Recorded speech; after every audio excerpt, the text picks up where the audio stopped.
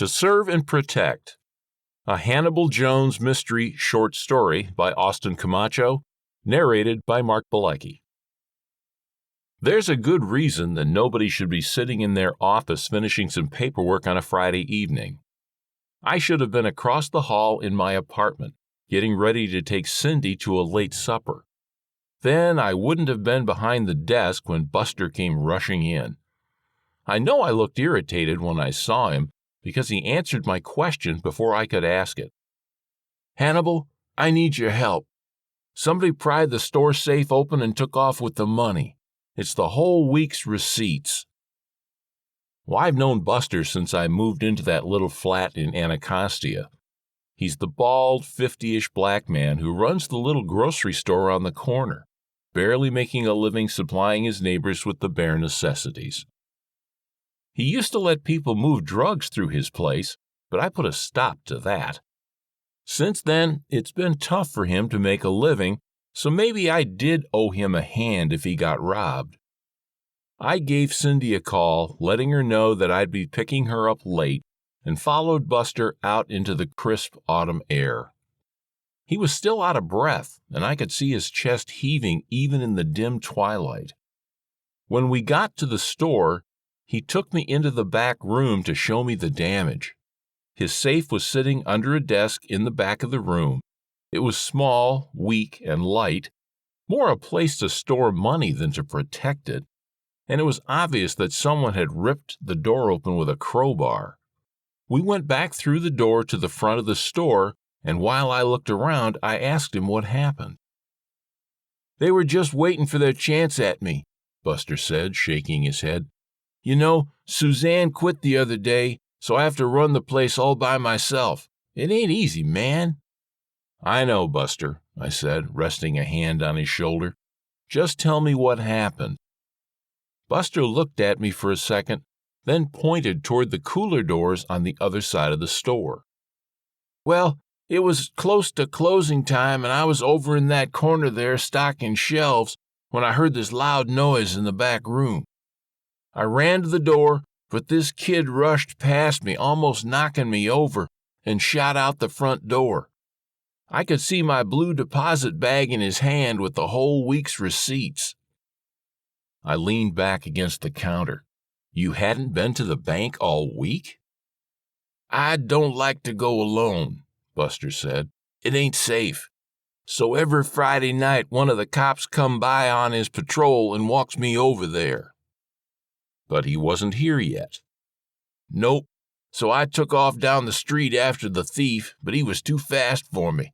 I chased him for a few blocks right past your office. Then he turned the corner and I lost him. I was whipped, bummed out. But on the way back, I realized you might be able to help." I didn't want to be cold, so I forced a smile. "I think I understand, man, but I don't think I can." We both looked to the door as a patrolman walked in. The cop was younger, taller, darker, and more cheerful than either of us. I recognized his easy smile. It was the one I used to wear back when I was a rookie cop, before I found out that most citizens didn't really want me around to protect and to serve them. Buster said, "Billy, am I glad to see you. I just got robbed. I already told Hannibal here all about it." "You're Hannibal Jones?" the officer asked.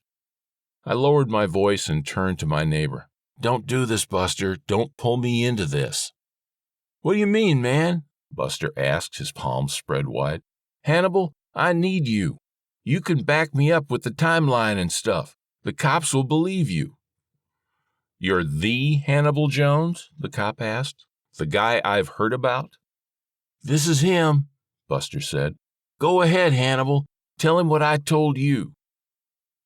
I turned back to the cop and turned up the charm. "Officer, can I talk to my friend here in the back for a minute?" The cop shrugged. I gave him a wink, and then I took Buster's arm and walked him into the back room. When we got to the middle of the floor, I dropped the smile. I didn't need it anymore. I just stood there with my hands on my hips, staring at the floor. "I don't understand," Buster said. "Why won't you back me up, man? Do you want to go to jail for fraud? What? Buster, please. I was trying to keep it soft, but my voice came out as a hoarse stage whisper.